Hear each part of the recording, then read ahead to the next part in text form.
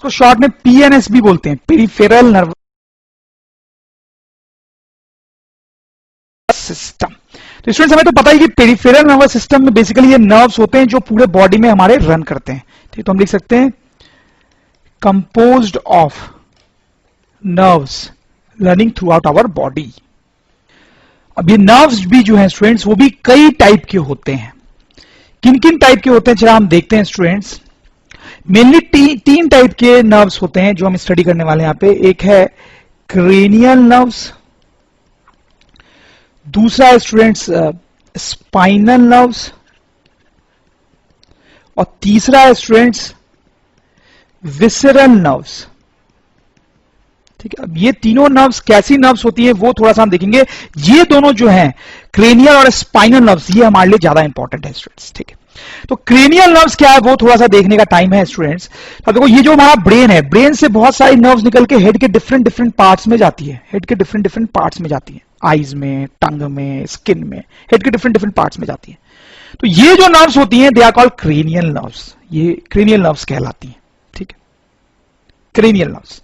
तो हम लिख सकते हैं क्रेनियल नर्व्स कहां से कहां तक रन करती हैं?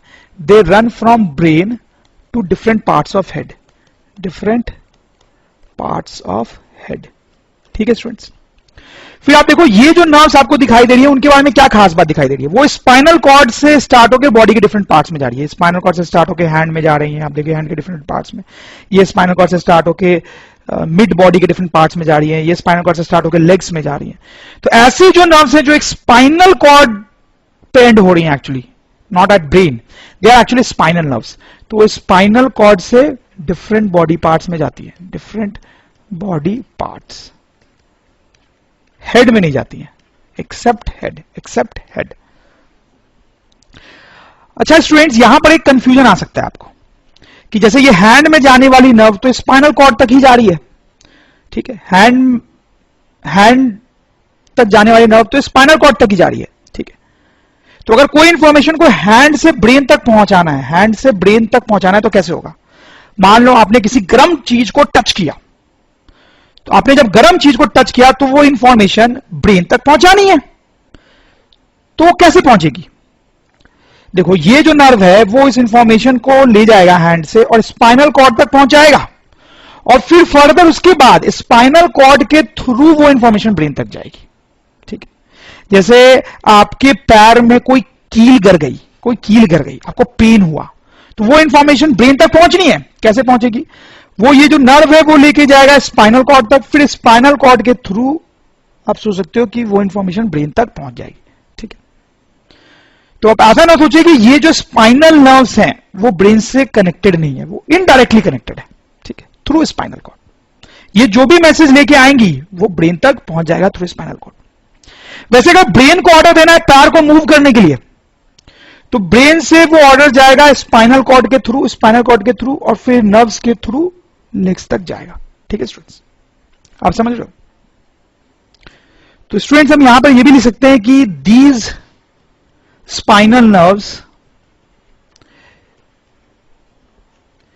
Carry message to brain, carry message to brain through spinal cord, through spinal cord. सही बात है ना स्टूडेंट्स? ठीक है, तो क्रेनियल नर्व्स और स्पाइनल नर्व्स में क्या बेसिक डिफरेंस है ये आपको समझ में आ गया होगा। क्रेनियल नर्व्स वो नर्व्स हैं जो ब्रेन से निकल के हेड के डिफरेंट डिफरेंट पार्ट्स में जा रही हैं, वो क्रेनियल नर्व्स है। स्पाइनल नर्व्स वो नर्व्स हैं जो स्पाइनल कॉर्ड से निकल के बॉडी के डिफरेंट डिफरेंट पार्ट्स में जा रही है स्टूडेंट्स। ठीक है, अब देखो अब बारी है समझने की विसरल नर्व्स क्या होते हैं। देखो स्टूडेंट्स, ये जो क्रेनियल नर्व्स है, स्पाइनल नर्व्स हैं, ये बॉडी के डिफरेंट डिफरेंट पार्ट्स में जा रही है, जैसे ये हेड में जा रही है, हेड में जा रही है। तो बेसिकली ये जो है सेंस ऑर्गन्स एंड मसल्स, यहां पर हम लिख सकते हैं सेंस ऑर्गन्स एंड मसल्स। कहने का मतलब है कि ये दोनों ही टाइप की जो नर्व्स हैं, ठीक है, वो मेनली हमारे सेंस ऑर्गन तक जाती हैं।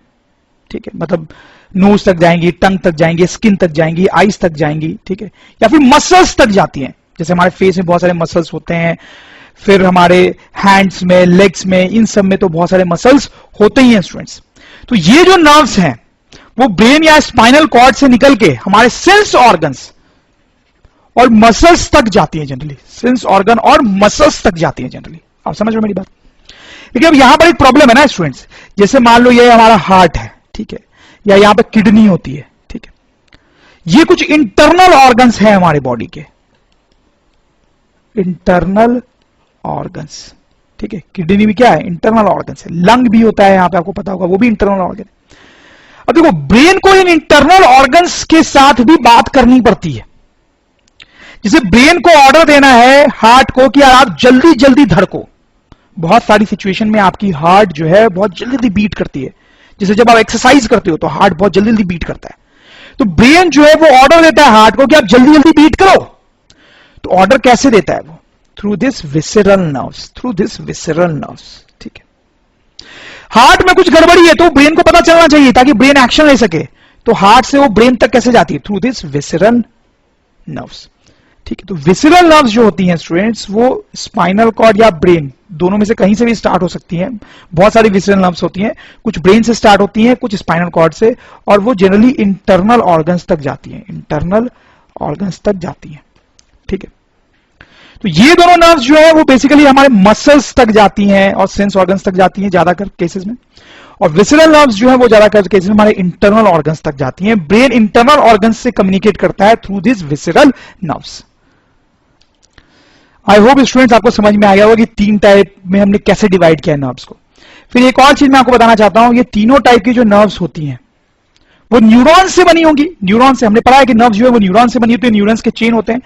तो ये जो तीनों ही टाइप के नर्व्स हैं उसमें सेंसरी और मोटर दोनों ही न्यूरॉन्स होते हैं, ठीक है। जैसे क्रेनियल नर्व्स है तो उसमें दोनों ही टाइप के न्यूरॉन्स होंगे, स्पाइनल नर्व्स है तो उसमें भी दोनों टाइप के न्यूरॉन्स होंगे। सेम विथ विसेरल नर्व्स होना जरूरी भी है। जैसे मैं आपको समझाऊं, जैसे ये जो सेंसरी नर्व्स हैं, सेंसरी न्यूरॉन्स हैं, उनका काम क्या होता है? याद आ रहा है आपको कुछ? उनका काम होता है कि बॉडी से सेंट्रल नर्वस सिस्टम तक सेंस करके इंफॉर्मेशन लेके आना। सेंसरी न्यूरॉन्स का काम होता है कि बॉडी से, B for body, not brain, body से, बॉडी के डिफरेंट पार्ट से सेंट्रल नर्वस सिस्टम तक इंफॉर्मेशन लेके आना। और मोटर नर्व का काम होता है कि सेंट्रल नर्वस सिस्टम मतलब ब्रेन और स्पाइनल कॉर्ड से बॉडी के डिफरेंट पार्ट्स तक इंफॉर्मेशन ले जाना। जैसे स्टूडेंट्स मैं आपको समझाता हूं, ये एक स्पाइनल नर्व है, ये एक स्पाइनल नर्व है, ठीक है। सपोज करो आपने अपने हैंड से कोई हॉट चीज को टच किया, ठीक है। तो ये इंफॉर्मेशन आपके ब्रेन तक पहुंचनी है, ये इंफॉर्मेशन आपके ब्रेन तक पहुंची है। कैसे पहुंचेगी? ऑब्वियसली इस रास्ते से पहुंचेगी, इस स्पाइनल नर्व से, देन स्पाइनल कोड के थ्रू ब्रेन तक पहुंचेगी, ठीक है। तो इसमें स्पाइनल नर्व्स के कौन से न्यूरॉन काम आ रहे हैं? कौन से न्यूरॉन काम आ रहे हैं? ठीक है, सेंसरी न्यूरॉन्स काम आ रहे हैं, ठीक है स्टूडेंट्स, समझ रहे हैं मेरी बात? अब इसी ब्रेन को, इसी हैंड को बोलना है कि यार आप मूव करो, ब्रेन बोलना चाहता है हैंड को कि आप मूव करो, तो ब्रेन से वो इंफॉर्मेशन आएगी इसी नर्व के थ्रू आएगी हैंड तक और मूव करवाएगी उसको। तो अब ये जो इंफॉर्मेशन आ रही है ब्रेन से हैंड तक, उसमें कौन से न्यूरॉन का इस्तेमाल हो रहा है? That is motor neurons. आप समझ रहे हो ना मेरी बात? जैसे आपने अपनी आंख से कोई चीज देखी, तो जो क्रेनियल नर्व है उसको ब्रेन तक ले जाएगी, तो उस टाइम पे कौन से न्यूरॉन यूज हो रहे हैं? सेंसरी न्यूरॉन्स, ठीक है। लेकिन ब्रेन को ऑर्डर देना आईज को कि आप बंद हो जाओ, आंख को बंद कर लो, ठीक है।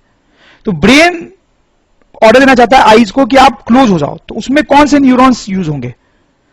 Motor neurons. I hope students आपको समझ में आ गई होगी कि इन तीनों ही नर्व्स में जो है सेंसरी और मोटर न्यूरॉन्स दोनों ही होते हैं और होने भी चाहिए। इसलिए कई बार इन तीनों को मिक्स्ड नर्व्स भी बोलते हैं। मिक्स्ड नर्व्स बोलने का मतलब है कि उनमें सेंसरी और मोटर न्यूरॉन्स दोनों प्रेजेंट हैं। अब स्टूडेंट्स आगे बढ़ने से पहले कुछ इंपॉर्टेंट सिंपल से टर्म्स हम देखेंगे, वॉलेंट्री एंड इनवॉलेंट्री एक्शंस। तो स्टूडेंट्स, वॉलेंट्री वर्ड का मतलब तो आप समझते ही हो और इनवॉलेंट्री वर्ड का भी आप मतलब समझते ही हो। तो वॉलेंट्री और इनवॉलेंट्री एक्शंस क्या होते हैं? अब जैसे देखो स्टूडेंट्स, हम अपने डे टू डे लाइफ में बहुत सारे काम करते हैं सोच समझ के। राइटिंग, ठीक है, हमने सोचा कि यार हमें कुछ लिखने की जरूरत है तो हम लिख रहे हैं। स्पीकिंग, हमने सोचा कि यार हमें अपने दोस्तों से बात करनी चाहिए तो हम बात कर रहे हैं। हमने सोचा कि यार हमें अब घर से स्कूल तक वॉक करना है तो वॉक की, ठीक है। हमारे सामने एक बॉल रखी हुई, हमने उसको देखा और हमने सोचा कि इस बॉल को किक करना है। मतलब ध्यान दो, इस सब चीजों में हम सोचते हैं फिर उनको करते हैं। किकिंग, लिफ्टिंग एन ऑब्जेक्ट, कोई ऑब्जेक्ट हमें काम का लगा उसको हम लिफ्ट कर रहे हैं, ठीक है। Cycling, looking at a picture, हम बैठे हुए हैं, वी आर गेटिंग अप। तो ये सारी चीजें हम अपनी मर्जी से सोच समझ के करते हैं, सही बात है। तो ये सारी चीजें जो हम सोच समझ के अपनी मर्जी से करते हैं, these are called voluntary actions, ठीक है। फिर हमारे बॉडी में और भी बहुत सारी चीजें हो रही होती हैं, जैसे beating of heart. Her time हमारा हार्ट बीट करता रहता है स्टूडेंट्स, लेकिन ये हम सोच समझ के नहीं करते हैं, ये बस करता ही रहता है। जब हम सो रहे होते हैं तब भी कर रहा होता है। ब्रीदिंग, हम सांस ले रहे होते हैं सारे टाइम बिना सोचे समझे। स्वेटिंग, बिना सोचे समझे हम स्वेटिंग कर रहे होते हैं और इनफैक्ट हम रोक भी नहीं सकते इन चीजों को चाह के भी। वर्किंग ऑफ किडनी, हमारे अंदर जो बॉडी में किडनीज होती है वो वर्क कर रही होती है, हम चाहे ना चाहें वो कर रही होती है, हमें पता भी नहीं चलता कि वो वर्क कर रही है या नहीं कर रही है। डाइजेशन ऑफ फूड, हमारे बॉडी के अंदर इंटेस्टाइन में, स्टमक में फूड का डाइजेशन होता रहता है, हम चाहे ना चाहे, चुपचाप से ये सारी चीजें होती रहती हैं। तो ये सारी एक्टिविटीज जो हमारे बॉडी के अंदर होती हैं, they are called involuntary actions. या फिर इनको एक और नाम भी दिया जाता है, that is called autonomic actions. Autonomic actions या इनवॉलेंट्री एक्शंस, हम चाहे तो इनको डिफाइन भी कर सकते हैं। Voluntary actions are actions which we do in conscious control of brain, ठीक है। Involuntary actions are those controlled by brain without our conscious control, ठीक है। जैसे स्टूडेंट्स, मैं आपको बताता हूं क्या हो रहा होता है यहां पे। सपोज करो ये हमारा ब्रेन है, ठीक है। तो हमारे ब्रेन में बहुत सारे डिविजन्स होते हैं, बहुत सारे पार्ट्स होते हैं। कैसे डिवीजन और कैसे पार्ट्स होते हैं ये हम थोड़ी देर बाद पढ़ेंगे जब हम ब्रेन को और डिटेल में स्टडी करेंगे, ठीक है। तो बहुत सारे पार्ट्स होते हैं हमारे ब्रेन में, ठीक। अब जैसे देखो, अगर हमें लिखना है तो ब्रेन का कोई एक पार्ट होता है जो ये सोचता है कि यार हमें लिखना है, ठीक है। वो सोचता है, ये डिसीजन लेता है कि यार लिखने की जरूरत है। जैसे एग्जाम टाइम है तो ब्रेन, आप एग्जाम में बैठे हो, एग्जाम दे रहे हो, तो ब्रेन सोचेगा कि एग्जाम है, सामने पेपर पड़ा हुआ है तो हमें लिखना है। तो वो हमारे हैंड्स को ऑर्डर पास करता है कि आप लिखना शुरू करो, सही है स्टूडेंट्स, ठीक है। अब जैसे बीटिंग ऑफ हार्ट, देखो हमारा हार्ट जो होता है वो तो नॉर्मली बीट करता ही रहता है, आपको पता ही है स्टूडेंट्स। लेकिन जब हम कोई फिजिकल एक्टिविटी करते हैं, जैसे कि रनिंग करते हैं, तो हमारी हार्ट बीट क्या होती है, बहुत तेज हो जाती है, हार्ट बहुत जल्दी बीट करने लगता है। तो ऐसी सिचुएशन में हमारा ब्रेन का कोई पार्ट होता है जो ये डिसीजन लेता है कि हार्ट बीट को तेज करना चाहिए। तो वो हार्ट को मैसेज भेजता है कि हार्ट बीट को तेज करनी है, तो हार्ट बीट तेज होती है, ठीक है। अब होता क्या है कि ये राइटिंग वाले केस में ब्रेन का वो पार्ट इन्वॉल्व होता है जो जब सोचता है तो हमें फील होता है, ठीक है। राइटिंग वाले केस में या इन सारे केसेस में ब्रेन का वो वाला पार्ट एक्शन में है जिसका एक्शन हम फील कर सकते हैं, हम रियलाइज कर सकते हैं कि हम सोच रहे हैं, ठीक है। लेकिन ये सारे एक्शंस जब हो रहे होते हैं तो ब्रेन का वो वाला पार्ट एक्शन में होता है जिसका एक्शन हम फील नहीं कर सकते हैं, ठीक है। हम रियलाइज नहीं कर सकते हैं उसका एक्शन। जैसे देखो, मैं आपको बताता हूं, किडनी, हमारे बॉडी के अंदर किडनी है, स्टमक है, ठीक है। फिर हमारे हैंड्स हैं, लेग्स हैं। तो ये किडनी, स्टमक, ये सब कंटिन्यूअसली काम कर रहे होते हैं। हमने पढ़ा भी है कैसे काम करते हैं। स्टमक में फूड डाइजेस्ट होता रहता है, ये सब काम करते हैं, लेकिन हमें फील नहीं होता ना कि ये सब काम कर रहे हैं। लेकिन हैंड्स, लेग्स, ये सब जब वर्क करते हैं, मूवमेंट करते हैं, तो हमें फील होता है, ठीक है। वैसा यहां पर ब्रेन के केस में भी है कि ये ब्रेन का वो पार्ट है कि जब ये एक्शन में होता है तो हम उसको फील करते हैं, लेकिन ये वो वाला पार्ट है जब ये एक्शन में होता है तो हम फील नहीं करते हैं, ठीक है। तो आपको कॉन्सेप्ट समझ में आ गया होगा, voluntary actions and involuntary actions.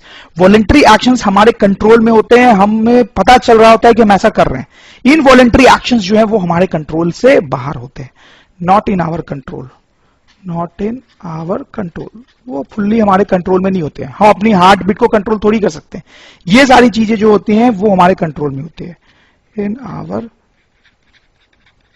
Control. ठीक है, तो स्टूडेंट्स अब हम एक दूसरी इंपॉर्टेंट चीज देखेंगे, that is called reflex action and arc. Reflex action क्या होता है स्टूडेंट्स, ये आपको पता भी होगा। जैसे देखो ये एग्जांपल लेते हैं, अभी ये लेडी जो शॉपिंग कर रही है तो वो एक बॉक्स को देखती है, ठीक है, आईज के थ्रू ये मैसेज उसके ब्रेन तक जाता है। अब ब्रेन में बहुत सारी थिंकिंग चलती है स्टूडेंट्स कि इस बॉक्स को उठाना है कि नहीं। कैसे चलती है वो थिंकिंग, ब्रेन ये सोचता है कि इस बॉक्स के अंदर क्या है, ठीक है। फिर ब्रेन की अपनी मेमोरी होती है, ब्रेन की अपनी मेमोरी होती है, उसमें बहुत सारा डेटा स्टोर्ड होता है, ठीक है। उसमें स्टोर्ड है कि लेडी के घर में क्या क्या चीजों की रिक्वायरमेंट होती है, उनमें से कौन कौन सी चीजें खत्म हो चुकी हैं और कौन कौन सी चीजें खत्म नहीं हुई हैं, ठीक है। समझ रहे हो मेरी बात। उसमें यह डेटा भी स्टोर्ड है कि कितने कॉस्ट की चीजें खरीदनी है और कितनी कॉस्ट की चीजें नहीं खरीदनी है, राइट। तो जब लेडी के ब्रेन तक ये बॉक्स की इंफॉर्मेशन पहुंचती है तो लेडी का ब्रेन बहुत एनालिसिस करता है, थिंक करता है based on the cost and based on the requirement कि इस बॉक्स को खरीदना चाहिए या नहीं खरीदना चाहिए। आप समझ रहे हो। तो ये सारी थिंकिंग करने के बाद ब्रेन जो है डिसाइड करता है कि इसको उठाना है या नहीं उठाना है। तो अगर ब्रेन डिसाइड करता है कि इसको उठाना है तो ब्रेन जो है वो हाथ तक ऑर्डर भेजता है कि आप उस बॉक्स को उठाओ, तो हाथ उस बॉक्स को उठाने लगता है। आप समझ रहे हो। लेकिन प्लीज नोट, ब्रेन में बहुत सारी थिंकिंग हुई है, बहुत सारी एनालिसिस हुआ है जिसमें टाइम लगेगा, ठीक है। Time taking analysis, time taking analysis in brain. समझ रहे हो, ब्रेन में एनालिसिस हुआ कि इस बॉक्स को उठाना है नहीं उठाना है, उस एनालिसिस में थोड़ा सा टाइम लगेगा स्टूडेंट्स, ठीक है। अब जैसे आप देखो बहुत सारे एग्जांपल्स हो सकते हैं। एग्जाम में आप एक क्वेश्चन पढ़ते हो, ठीक है, फिर आपके ब्रेन में एनालिसिस होता है कि आप इसको सॉल्व कर सकते हो या नहीं सॉल्व कर सकते हो। अगर एनालिसिस होता है कि आप सॉल्व कर सकते हो तो ब्रेन आपके हैंड्स को ऑर्डर देता है कि आप सॉल्यूशन लिखना शुरू करो। लेकिन ये ब्रेन में जो एनालिसिस हो रहा है उसमें थोड़ा टाइम लगता है, दिमाग को सोचने में थोड़ा टाइम लगता है, ठीक है। अब देखो कुछ काम ऐसे होते हैं जिनमें अगर टाइम लगे तो प्रॉब्लम हो जाएगी।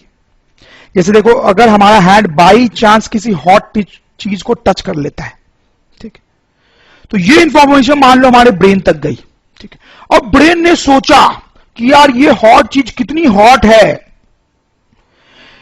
इसको टच करते रहें तो क्या प्रॉब्लम होगी और क्या प्रॉब्लम नहीं होगी। फिर उस बेसिस पे ब्रेन ने एनालाइज किया कि यार इस यहां से हैंड हटाना चाहिए, तो उसने हैंड को ऑर्डर दिया कि हैंड हटाओ, ठीक है। तो हैंड हम हटाते हैं मान लो, तो ब्रेन को एनालाइज करने में तो टाइम लगेगा ना, उतने देर में तो हमारा हाथ ऑलरेडी जल चुका होगा। समझ रहे हो मेरी बात। तो यहां पर जल्दी रिस्पॉन्स करने की जरूरत है, ठीक है। जैसे यहां पर देखो ये फील्डर देखता है कि बॉल उसके पास से गुजर रही है, तो उसके ब्रेन तक अगर ये इंफॉर्मेशन जाएगी और ब्रेन अगर सोचना शुरू कर दिया कि उसको कैच करना है कि नहीं करना है, कैसे कैच करना है, और फिर ब्रेन ने अगर हैंड्स को ऑर्डर दिया कि आप मूव करो, तो जितने देर में ब्रेन ये एनालिसिस करेगा बॉल निकल चुकी होगी। सही बात है ना स्टूडेंट्स। तो ऐसी जो सिचुएशंस होती हैं उनमें ब्रेन अगर एनालाइज करने बैठ जाए तो टाइम ज्यादा लग जाता है और फिर काम गड़बड़ हो जाता है। जबकि ऐसी सिचुएशंस में कोई प्रॉब्लम नहीं है, ये एग्जाम वाली सिचुएशन में भी कोई प्रॉब्लम नहीं है। तो ऐसे सिचुएशंस में क्या होता है कि ब्रेन सोचता नहीं है। आपने देखा होगा कि ब्रेन सोचता नहीं है। अगर आपका हाथ जो है वो किसी हॉट पिच को टच करे तो अपने आप आपका हाथ हट जाता है। आप सोचते नहीं हो कि मैं हाथ हटाऊं या नहीं हटाऊं, आपका हाथ अपने आप हट जाता है, होता है ना। जैसे इस केस में आप लिटरली सोचते हो कि इस बॉक्स को उठाएं या नहीं उठाएं। इस केस में आप लिटरली सोचते हो कि उस क्वेश्चन का आंसर करना है या नहीं करना है। इस केस में आप सोचते नहीं हो कि हाथ हटाओ या नहीं हटाओ।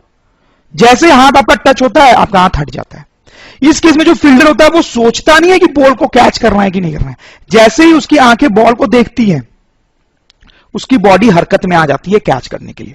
ठीक, तो ये सारे जो एक्शंस हैं, these are reflex actions. Reflex actions तो हम लिख सकते हैं reflex actions are an automatic response to the change in environment, to the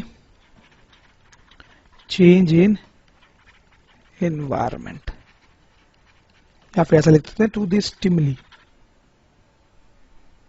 two the stimulus. Stimulus मतलब होता है change in environment, STIMULUS, change in environment. ठीक है स्टूडेंट्स, तो यहां पर जैसे ही हमारा हाथ इस कैंडल को टच करता है ऑटोमेटिकली वो हट जाता है। यहां से जैसे ही बॉल क्रॉस करती है फील्डर की बॉडी हरकत में आ जाती है। जैसे और एग्जांपल्स हो सकते हैं, जैसे सपोज करो कि अचानक से बहुत पावरफुल लाइट सोर्स ऑन हो जाता है, जैसे कि अचानक से आप बहुत धूप में आ जाते हो, अचानक से बहुत धूप में आ जाते हो, तो अचानक से आपकी बॉडी इस तरह से रिएक्ट कर जाती है। अचानक से अपने आप आपकी आंख जो है वो बंद हो जाती है, आप सोचते नहीं हो कि आंख को बंद करना है, अचानक से अपने आप आपकी आंख जो है वो बंद हो जाती है। तो दिस इज रिफ्लेक्स एक्शन। तो रिफ्लेक्स एक्शन होता क्या है ये तो आप समझ गए। अब ये रिफ्लेक्स एक्शन इंप्लीमेंट कैसे होता है, क्या फिनोमेना हमारे बॉडी के अंदर चल रहा होता है जिसके कारण ये रिफ्लेक्स एक्शन होता है, वो हम देखना चाहते हैं स्टूडेंट्स। तो स्टूडेंट्स आप देखिए ये एक स्केच हमने बनाया है रिफ्लेक्स एक्शन कैसे होता है ये समझने के लिए। ये ब्रेन है, ये स्पाइनल कॉर्ड है। तो पहले समझते हैं कि नॉर्मल सिचुएशन में क्या होता है। जैसे कि सपोज करो ल्यूक वार्म चीज को आपने टच किया, ल्यूक वार्म आप समझते हो मतलब बहुत हल्की सी कोई गर्म चीज जिसको टच करके कोई हार्म नहीं होना हमें। ठीक है, तो यहां पर तो आप समझ सकते हो रिफ्लेक्स एक्शन की कोई जरूरत नहीं है, कोई जरूरत नहीं है कि हाथ को जल्दी हटाया जाए। तो यहां पर रिफ्लेक्स एक्शन नहीं होता है, नॉर्मल फिनोमेना होता है। कैसे होता है देखें, देखो हमारे यहां पे स्किन पे जो है वो थर्मो रिसेप्टर्स होंगे, थर्मो रिसेप्टर्स होंगे, सही है। ये थर्मो रिसेप्टर्स ये सेंस कर लेंगे कि यार टेम्परेचर थोड़ा सा ज्यादा है। ठीक, तो फिर यहां से जो नर्व जा रही होगी स्पाइनल कॉर्ड तक, उसमें जो सेंसरी न्यूरॉन्स होंगे, ठीक है, वो इस इंफॉर्मेशन को स्पाइनल कॉर्ड तक ले जाएंगे स्टूडेंट्स। ठीक है, फिर स्पाइनल कॉर्ड के थ्रू वो इंफॉर्मेशन हमारे ब्रेन तक पहुंचेगी। अब ब्रेन यहां पे थिंक करेगा स्टूडेंट्स कि क्या करना है। ब्रेन सोचेगा कि यार हाथ हटाए या नहीं हटाए। ठीक है, कई बार क्या होता है कि विंटर में थोड़ी सी गर्म चीज को टच करने से अच्छा भी लगता है। ठीक है, और समर है तो थोड़ी गर्म चीज को टच करना प्लीजेंट नहीं होगा। तो ब्रेन सोचेगा अच्छा विंटर है, समर है, ये सिचुएशन है, वो सिचुएशन है, तो मुझे क्या करना चाहिए। ठीक है, और जब तक वो सोचेगा थोड़ा सा टाइम लगेगा उसमें। ठीक है, लेकिन यहां पर कोई जल्दी की जरूरत भी नहीं है। फिर ब्रेन कोई डिसीजन लेगा। सपोज करो ब्रेन डिसीजन लेता है कि हाथ को हटा लेना चाहिए। ठीक है, तो ब्रेन से ये इंफॉर्मेशन स्पाइनल कॉर्ड तक जाएगी, फिर स्पाइनल कॉर्ड के थ्रू किसी दूसरे नर्व से ये जो इंफॉर्मेशन है वो हमारे मसल्स तक जाएगी। हमारे हैंड में जो मसल्स हैं, मसल्स तक जाएगी। कौन से न्यूरॉन्स यहां पर इस्तेमाल हो रहे होंगे, मोटर न्यूरॉन्स, सही बात है ना। ठीक, तो ब्रेन से ऑर्डर हमारे मसल्स तक जाएगा, तो हमारे मसल्स एक्टिवेट हो जाएंगे, और जब हमारे मसल्स एक्टिवेट हो जाएंगे तो वो पर्टिकुलर तरीके से बिहेव करेंगे ताकि हमारा हैंड जो है वो यहां से मूव कर जाए। ठीक है स्टूडेंट्स, ठीक है, आई होप आपको ये पूरा सिचुएशन क्लियर होगा। हो सकता है आपको बस ये डाउट हो कि ये मसल्स अब हैंड को कैसे मूव कराते हैं। हो सकता है आपको ये डाउट हो कि मसल्स जो है वो हैंड को कैसे मूव कराते हैं, तो वो हम थोड़ी देर बाद देखेंगे भी। बट पूरा फिनोमेना जो नर्वस सिस्टम का है वो आपको समझ में आया क्या हुआ है, और ये थोड़ा टाइम टेकिंग प्रोसेस है। ये रिफ्लेक्स एक्शन नहीं है। ठीक है, रिफ्लेक्स एक्शन तब होता है जब ये बहुत हॉट चीज होती। तो देखते हैं उस सिचुएशन में क्या होता। तो सपोज करो स्टूडेंट्स यहां पर बहुत ही हॉट चीज है, बहुत ही हॉट, वेरी हॉट, बहुत ही हॉट चीज है। ठीक है, इसको ज्यादा देर टच करेंगे तो फिर तो हो गया काम। ठीक, तो इस केस में अगर वही प्रोसेस हुआ और ब्रेन थिंक करने बैठ गया तब तक तो हमारा हाथ जल जाएगा। तो यहां पर क्या होता है, यहां पर जो रिसेप्टर्स हैं, थर्मो रिसेप्टर्स, वो सेंस कर लेते हैं कि बहुत ही हाई टेम्परेचर है।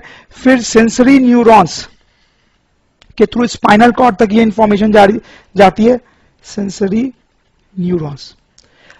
ठीक, अब ये इंफॉर्मेशन स्पाइनल कॉर्ड के थ्रू ब्रेन तक तो जाती है, देयर इज नो डाउट कि वो ब्रेन तक जाती है पहले जैसे। लेकिन स्टूडेंट्स यहां पे क्या होता है, स्पाइनल कॉर्ड के अंदर ही एक रिले न्यूरॉन होता है। रिले न्यूरॉन हमने पढ़ा था स्टूडेंट्स, थोड़ा सा आपको शायद याद होगा। स्पाइनल कॉर्ड के अंदर एक रिले न्यूरॉन होता है, ठीक है। तो ये जो सेंसरी न्यूरॉन्स हैं वो इंफॉर्मेशन को लेके स्पाइनल कॉर्ड तक आते हैं, वो रिले न्यूरॉन तक भी जाता है, और फिर यहां से क्या होता है कि मोटर न्यूरॉन्स उसको मसल तक ले जाते हैं। मोटर न्यूरॉन्स जो है वो मसल तक इंफॉर्मेशन ले जाते हैं कि move the hand, move the hand. आपको समझ में आया यहां पे क्या हुआ? हैंड से मैसेज स्पाइनल कॉर्ड तक गया, वहां पर एक रिले न्यूरॉन था, उससे होता हुआ एक कनेक्शन है मोटर न्यूरॉन्स का टू मसल्स, ठीक है। ये जो सेंसरी न्यूरॉन्स आ रहे थे वो रिले न्यूरॉन से कनेक्टेड है, और रिले न्यूरॉन जो है वो मोटर न्यूरॉन से कनेक्टेड है। तो ये सेंसरी न्यूरॉन्स मैसेज लेके आ रहे हैं कि बहुत ही गर्म चीज है, तो यहां स्पाइनल कॉर्ड से ही ये मैसेज चला गया कि रिमूव योर हैंड। कोई सोचने की जरूरत ही नहीं है, remove your hand, remove your hand, ठीक है। तो आप देखो यहां पर हमने सोचा ही नहीं कुछ, सोचते तो तब ना जब ब्रेन में कुछ होता, स्पाइनल कॉर्ड थोड़ी सोचता है कुछ, तो यहां पे सोचा ही नहीं, तो टाइम बच गया सोचने का, मैसेज जल्दी से आया, जल्दी से यहां से ऑर्डर चला गया कि हाथ को मूव करो, ठीक है। हमने कुछ नहीं सोचा, बस ऑटोमेटिकली हाथ मूव हो गया, ठीक है। हालांकि ये इंफॉर्मेशन ब्रेन तक भी जा रही है और ब्रेन तक भी पहुंचेगी, लेकिन जब तक ब्रेन इसके बारे में सोचेगा और कुछ करेगा हम हाथ हटा चुके होंगे, ठीक है। तो आई होप स्टूडेंट्स आपको समझ में आ गया होगा कि कैसे रिफ्लेक्स एक्शन बहुत जल्दी हो जाता है। तो स्टूडेंट्स ये जो पूरा पाथ है रिफ्लेक्स एक्शन वाला, सेंसरी न्यूरॉन्स, रिले न्यूरॉन्स और फिर ये मोटर न्यूरॉन्स, इस पाथ को हम क्या बोलते हैं? Reflex arc. तो हम लिख सकते हैं कि reflex arc is the path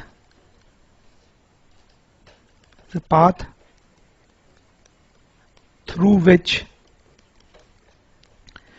reflex action occurs. It involves relay neuron. ठीक है, बहुत सिंपल सी बात आपको समझ में आ गई होगी। तो स्टूडेंट्स यहां पे हम एक फ्लोट चार्ट बना सकते हैं कि क्या हुआ यहां पे, या फिर किसी भी रिफ्लेक्स आर्क में क्या होता है।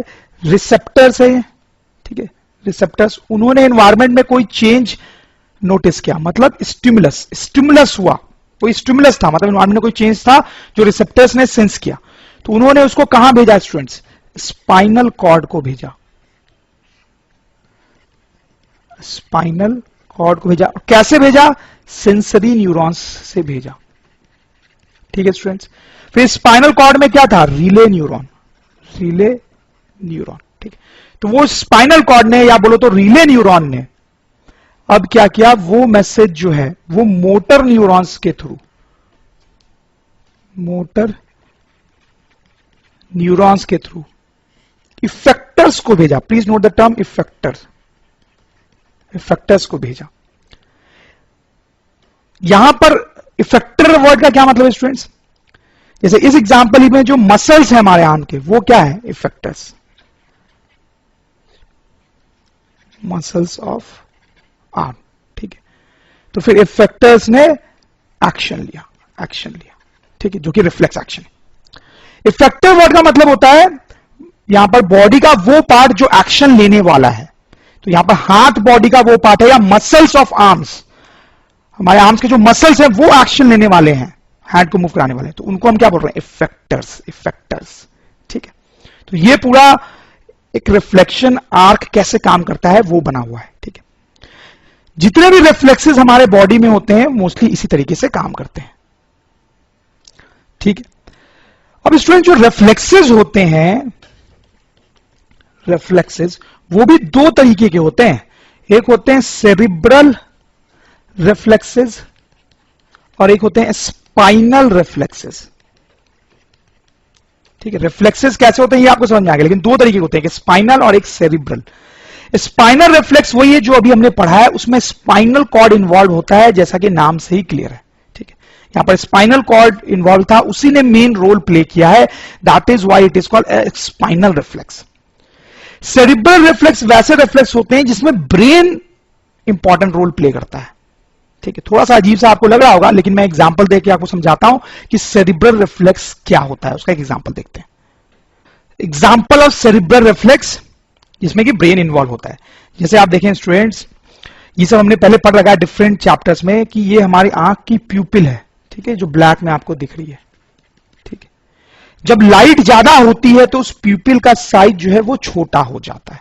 ठीक है, लार्ज होता है प्यूपिल इन डिम लाइट, इन डिम लाइट, और स्मॉल होता है प्यूपिल, स्मॉल प्यूपिल इन ब्राइट लाइट। सही बात है ना स्टूडेंट्स, ये तो आपको पता ही है। और ये जो चीज है वो भी एक रिफ्लेक्स एक्शन है। हम सोच के नहीं करते अपने प्यूपिल का साइज चेंज, हम सोचे कर भी नहीं सकते। ठीक है, जैसे ही हैवी लाइट हमारे आंख पर आती है बहुत जल्दी से प्यूपिल का साइज चेंज हो जाता है। वो हमारे आंख की सेफ्टी के लिए जरूरी होता है। ठीक है, अब ये जो रिफ्लेक्स है उसमें स्पाइनल कॉर्ड तो इन्वॉल्व हो ही नहीं सकता। आप सोच के देखो कैसे। ये स्केच तो आप समझ ही रहे होंगे, बहुत अच्छा तो नहीं बना पाया मैं, but still I hope you understand. ये ब्रेन है, ये स्पाइनल कॉर्ड है, ये हेड है। ठीक है, यहां पर कहीं जो है वो आई होगी। ठीक है, आई। ठीक है स्टूडेंट्स, तो आप याद करो हमने क्रेनियल नर्व्स पढ़ा था। क्रेनियल नर्व्स स्टूडेंट्स याद है, याद होना चाहिए आपको। क्रेनियल नर्व्स कौन से नर्व्स होते हैं? हमने देखा था स्टूडेंट्स की ब्रेन से बहुत सारे नर्व्स निकलते हैं और वो हेड के डिफरेंट डिफरेंट पार्ट्स में जाते हैं। आईज तक, नोज तक, टंग तक जाते हैं ना, उनको क्रेनियल नर्व्स बोलते हैं। स्पाइनल नर्व्स भी होते हैं। स्पाइनल नर्व्स वो क्या थे स्टूडेंट्स? स्पाइनल कॉर्ड से निकल के बॉडी के डिफरेंट डिफरेंट पार्ट में जाने वाले नर्व्स जो थे वो स्पाइनल नर्व्स थे। ठीक है, और ब्रेन से निकल के different different parts of head में जाने वाले जो नर्व्स थे वो क्रेनियल नर्व्स थे। ठीक, तो स्टूडेंट्स आंख में जो नर्व आ रही है वो तो ब्रेन से आ रही है। ठीक है, वो स्पाइनल कॉर्ड से कोई नर्व आ ही नहीं रही है आंख तक। स्पाइनल कॉर्ड से आंख तक तो कोई नर्व आ ही नहीं रही है। ठीक है,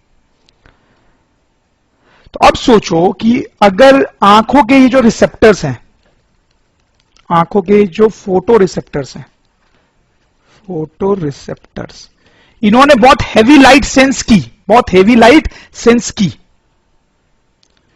तो ये जो नर्व्स है या इनमें जो न्यूरॉन्स हैं, इनमें जो सेंसरी न्यूरॉन्स हैं वो उस मैसेज को ब्रेन तक ले जाएंगे हमारे। ठीक है, ब्रेन तक ले जाएंगे। ठीक है, स्पाइनल कॉर्ड तक तो ले जाएंगे ही नहीं, कहां तक ले जाएंगे? ब्रेन तक ले जाएंगे। ठीक है, तो अब यहां पर क्या होता है कि ब्रेन में एक रिले न्यूरॉन होता है। ठीक है, वो रिले न्यूरॉन यहां पे एक्शन लेता है और उसके थ्रू ऑर्डर जाता है आईज के प्यूपिल्स को। ठीक है, थ्रू मोटर न्यूरॉन्स कि यार प्यूपिल के साइज को क्या करना है? छोटा करना है। प्यूपिल के साइज को छोटा करना है। ठीक है, तो स्टूडेंट्स आप यहां पे सोच रहे होंगे यहां पर तो ब्रेन का रोल आ गया ना, तो इसका मतलब हम सोच रहे होंगे, ब्रेन सोच रहा होगा और सोचने में टाइम लगाएगा। नहीं, ऐसा नहीं होता है स्टूडेंट्स। यहां पे मैं आपको बताऊं कि ब्रेन का हर पार्ट भी सोचने का कैपेबल नहीं होता है। ऐसा नहीं है कि ब्रेन का हर पार्ट सोचता है। मैंने आपको पहले बोला कि ब्रेन में बहुत सारे पार्ट्स होते हैं जिसके बारे में हम नेक्स्ट पढ़ने वाले हैं, लेकिन ब्रेन का हर पार्ट जो है वो नहीं सोचता है। तो ये जो एक्शन है यहां पर रिले न्यूरॉन वाला, वो ब्रेन के उस पार्ट में होता है जो सोचता नहीं है, जो सोचता नहीं है स्टूडेंट्स। ठीक है, तो यहां पे आप देख सकते हो ब्रेन के थ्रू रिफ्लेक्स एक्शन हो रहा है। ठीक है, ब्रेन के उस पार्ट के थ्रू हो रहा है जो सोचता नहीं है। ब्रेन का मेजर पार्ट तो सोचता है ऐसा ही है, लेकिन कुछ छोटा सा पार्ट ऐसा भी होता है जो सोचता नहीं है। ठीक है, तो ये जो रिफ्लेक्स है जिसमें ब्रेन इन्वॉल्व है actually that is called cerebral reflex. Cerebral reflex students. ठीक है, तो स्टूडेंट्स आई एम श्योर कि रिफ्लेक्स एक्शंस कैसे होते हैं ये आपको बिल्कुल समझ में आ गया होगा। और दो तरीके के होते हैं ये भी समझ में आ गया होगा, सेरिब्रल जिसमें ब्रेन इन्वॉल्व होता है हालांकि हम सोच नहीं रहे होते हैं, और दूसरा स्पाइनल। तो स्टूडेंट्स एक और चीज हम देखेंगे, हाउ मसल्स कॉज मूवमेंट। तो स्टूडेंट जब हम अभी रिफ्लेक्स एक्शन पढ़ रहे थे तो हमने देखा कि मसल्स जो है वो मूवमेंट क्रिएट कर पा रहे थे, जैसे हमने हैंड का एग्जांपल लिया था। तो वही थोड़ा सा हम समझना चाहते हैं कि मसल्स कैसे मूवमेंट क्रिएट करते हैं। बहुत सिंपल सी बात होती है स्टूडेंट्स, जैसे हमारे बॉडी में कोई भी मसल जो होता है, चाहे वो हैंड में हो या लेग में हो, वो बहुत सारे मसल सेल्स से बना होता है। ये हमने पहले भी लोअर क्लासेस में पढ़ा है, मसल सेल्स। मतलब बॉडी में तो कोई भी चीज सेल्स की बनी होती है, ठीक है, अलग अलग टाइप के सेल्स हो सकते हैं। तो मसल जिन टाइप के सेल्स से बना होता है उनको मसल सेल्स बोलते हैं। जैसे नर्व्स नर्व्स नर्व्स हमने थोड़ी देर पहले देखा कि नर्व्स जिन सेल से बने होते हैं उनको न्यूरॉन्स बोलते हैं, ठीक, अलग टाइप के सेल्स होते हैं वो थोड़े। तो मसल जो है वो मसल सेल्स से बने होते हैं। उनकी एक खास बात ये होती है कि उनमें एक स्पेशल टाइप के प्रोटीन प्रेजेंट होते हैं, प्रोटीन प्रेजेंट होते हैं उनमें एक स्पेशल टाइप के। क्या स्पेशलिटी होती है इन प्रोटीन्स की? Can change there chemical arrangement, can change there chemical arrangement.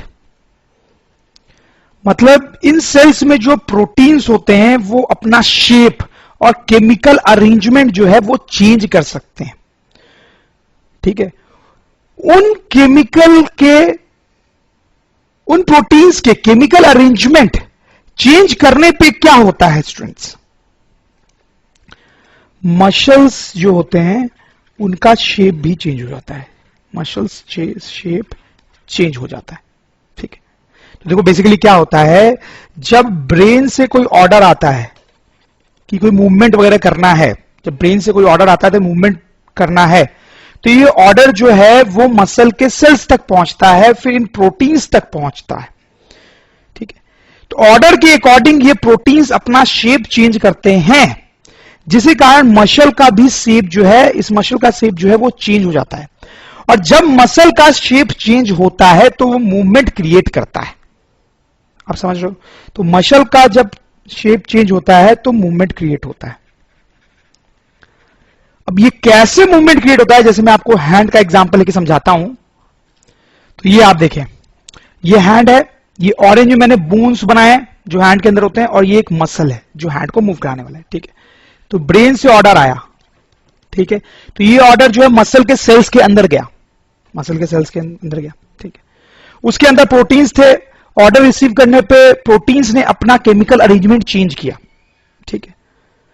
वो जब केमिकल अरेंजमेंट अपना चेंज करते हैं तो ये जो मसल है उसका शेप भी चेंज हो जाता है, मसल चेंजेस शेप। तो मसल का जो शेप है वो चेंज हो गया, ठीक है। अब मान लो ये मसल जो है वो कॉन्ट्रैक्ट हो गया, कॉन्ट्रैक्ट हो गया, कॉन्ट्रैक्ट, ये मसल कॉन्ट्रैक्ट हो गया। तो जब ये मसल कॉन्ट्रैक्ट होगा तो आप सोचो क्या होगा, ये मसल का एक एंड जो है वो बोन से अटैच्ड है यहां से, ठीक है। तो जब ये मसल कॉन्ट्रैक्ट होगा तो ये बोन को ऐसे खींचेगा, जब ये मसल कॉन्ट्रैक्ट होगा तो बोन को ऐसे खींचेगा, इधर की तरफ खींचेगा, इधर की तरफ खींचेगा, एरो के लॉन्ग। तो आप समझ होंगे जब ये बोन को खींचेगा तो क्या होगा, ये हैंड जो है इस तरह से मूव करने लगेगा, हैंड इस तरह से मूव करने लगेगा। आप समझ लो मेरी बात? तो इस तरीके से ये जो मसल्स होते हैं, जो फैक्टर्स होते हैं, वो मूवमेंट क्रिएट करते हैं, ठीक है। उसका एक एग्जांपल भी हमने देखा हैंड में कैसे हो रहा है। जो चीज मैंने आपको बताई अभी वो शॉर्ट मैंने लिख भी दिए, मैं पढ़ देता हूं। Muscles are made of muscle cells which have special proteins, सही है। These proteins can change their arrangement, ठीक है, on receiving message from brain, ठीक है। When they do so shape of muscle changes, ठीक है। दे कैन, यहां they होना चाहिए, दे कैन कॉन्ट्रैक्ट और expand. This contraction and expansion can cause movement in body parts.